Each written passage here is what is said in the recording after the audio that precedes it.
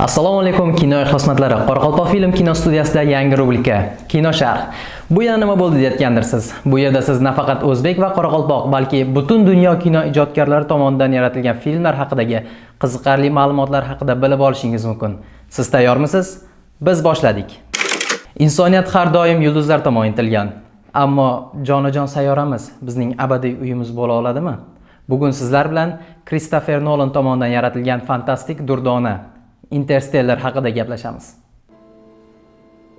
Hey, Dad. Hey, Bird. You son of a bitch. Kelajakda Yer sayyorasi ekologik inqirozga uchraydi. NASA yashirin ravishda insoniyatni qutqarish missiyasini rejalashtiradi. Sobiq uchuvchi Cooper va uning jamoasi noma'lum galaktikaga sayohat qiladi. Ular yangi uy topish uchun xavfli sayyoralarni o'rganadi. Lekin vaqt va makon bilan bog'liq sirli hodisalar ularning topshirig'ini yanada murakkablashtiradi. Otasining qiziga bo'lgan muhabbati vaqt va makonni yenga oladimi? Ilm va insoniyat o'rtasidagi bog'liqlik qanday namoyon bo'lgan? Film fizik olim Kip Thorne maslahatlari asosida yaratilgan. U qora tuynuk va tortishish kuchi haqidagi ilmiy asoslangan ma'lumotlarni rejissyorga taqdim etgan. Bu esa o'z o'rnida Interstellarni boshqa ilmiy fantastik filmlardan ajratib turadigan eng muhim jihatlardan biridir. Tomoshabinning yurakka yaqin hissiyotlarini kuchaytiruvchi yana bir narsa Hans Zimmer tomonidan film uchun bastalangan musiqalardir.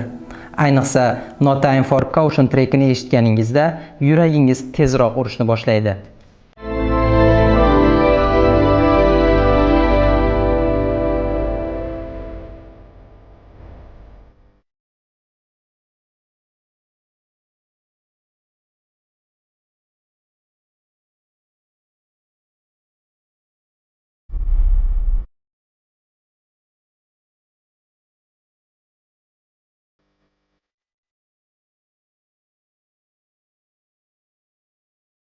Interstellar nafaqat ilmiy fantastik, balki inson hissiyotlari, fidoyilik hamda umid haqida hikoya qiluvchi filmdir.